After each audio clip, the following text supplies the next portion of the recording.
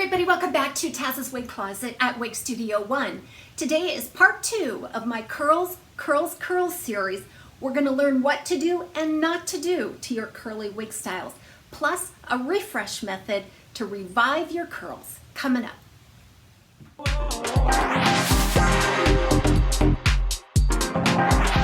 The number one don't on my list of things not to do to your curly wig styles is do not brush your curly wig styles. And the reason why is because we've learned that curly wigs are special. The fibers are a little bit differently. It's constructed a little bit differently. So each one of the fibers in your wig style kind of hold up the fiber next to it. So it's a neighbor, they're all neighbors supporting one another to create a nice cohesive curl pattern. And so the last thing you want to do is get in there with a brush and disrupt that curl pattern. It's very, very difficult to get that back. So use your fingers only when styling your curly wigs.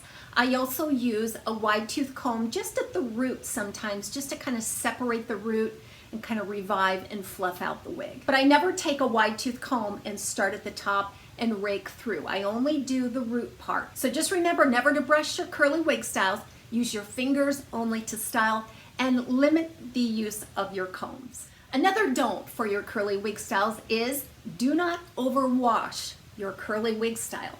I say this about all of my synthetic wigs because it does add friction and it reduces the longevity of your style. So the longer you can go between washings, the better off you'll be, the more longevity you'll have.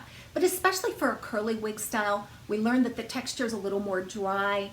And it's really prone to start losing some of its sheen and curl pattern. The more often you wash it too, it might stiffen up on you a little bit, which on a bouncy curl pattern is probably not going to look the most natural.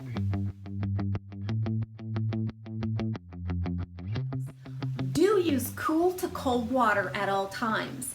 Don't use warm to hot water. Warm and hot water will end up reducing the curl pattern. It'll stretch it out and loosen it up. So you really want to use cool to cold water when washing your wig styles. And when you go to wash your wig style, be careful not to agitate it too aggressively. It will cause tangles and kind of a ratty, frizzy mess. So run your basin of water, add your shampoo, do all of your agitation of the shampoo prior to adding the wig. Place the wig in the basin of water and just press it down until it's fully submerged. And that is plenty enough to clean your curly wig styles. When it's time to rinse your curly wigs, make sure you rinse them especially well. That shampoo kind of clings to a curly wig a little more easily than a straight fiber. You really want to make sure you get all of that shampoo out, because if there's any residual shampoo in the style, it could change the texture a little bit. It can also attract more dirt and make it a little gummy and impede the movement. So make sure that you rinse your curly wig styles really well. Don't skip the conditioning step of your curly wig style. Curly wig styles are very thirsty. We talked about they have a little bit of a drier texture, and that's just how they're made. But they really do crave moisture to keep them soft and supple and buoyant. So please make sure that you condition your wigs after every shampoo. So especially after every couple of wearings or so, give it a nice spritz of conditioner and just scrunch it in. This will help keep the moisture barrier retained on each of the fibers. Your wig will last longer and look better longer. It's important to store your curly wig styles appropriately to retain their original texture. Especially curly wigs, they're kind of prone to getting a little bit of box hair. If there's any tension on the curl at all, if a curl is laid down to rest in any kind of a different position, it can kind of take on some kind of warped look to it. So it's very important when you store your curly wigs that you always use a hairnet. That hairnet will help keep those wigs, those curls tightly bound to that style. So here I have my Jamila Plus big ringlet curls, very tight curls. Now the other thing is, if you're used to storing your wigs in a plastic bag, Again, I would still urge you to use a hairnet to preserve the shape of the curls on your curly wig styles. And the last don't that I have for you on the curly wig styles segment today is don't store your curly wigs with accessories in them, barrettes, hair clips, or anything like that. What you can actually do is permanently warp the style by putting tension on those curls. And that's true if you are wearing a lot of barrettes and pins in your curly styles all day long. So with the curly style, if you end up pulling it tight and doing some sort of updo or something, if it stays in that position too long, it can kind of warp the style. It can kind of take on the shape of that barrette.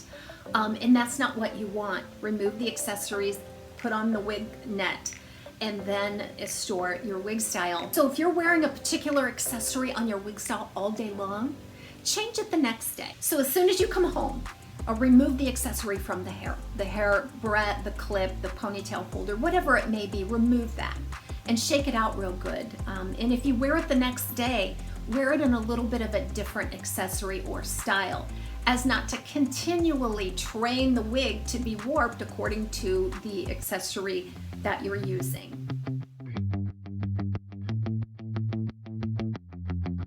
So if you just want to bring back the original curl pattern a little bit more on your curly wig style, just through gravity and wearing them, sometimes the curls can loosen up a little bit.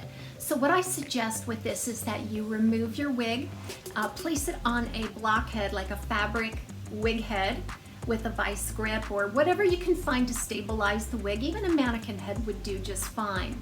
But then you want to section off each of the curls that you want to work on. Now this is Storyville in the color Ginger Blonde Rooted. Storyville is more of a kinky curl pattern instead of a fully formed big ringlet like Jamila. But you can still work on this to bring it back. You can even give a little more tightness to the curls. So you want to section off a piece that you want to work on. Now I've already worked on those around my face to loosen them up with this very same method. But you want to section off the curl.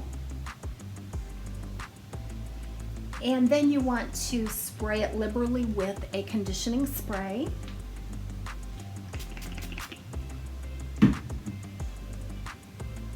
Sure that it's saturated with that spray. And then you want to wrap it around your finger and hold it tight there. I use my other hand just to deliver a little bit of heat from my hands that will aid in helping it to retain that tighter, bouncier look. So when you release it, you should get something a little more like it was when it first came out of the box. You can do that all over. You can do it just around the face. The curls around the face were a lot tighter. They were going every which way. And so I used this method to loosen the curl away from my face to give me the most flattering look. So I just simply sectioned it off just like you did when you wanted to create a nice bouncy curl. I sprayed with the conditioner from the root to the tip. And then I just added a little bit of pressure and tension to straighten that out. That gave me something a little looser looking around the face, which I really like. I like it a little tighter, curl pattern a little bit tighter all over, but a little looser around the face. That gives me some neat tendrils for updos. So you can use this refresh method to either loosen or tighten a curl pattern or help bring it back to its original condition. That's been part 2 of my Curls, Curls, Curls series. Be sure to join me for the final part 3, where we're going to take a brand new curly wig style from box to beautiful. See you then.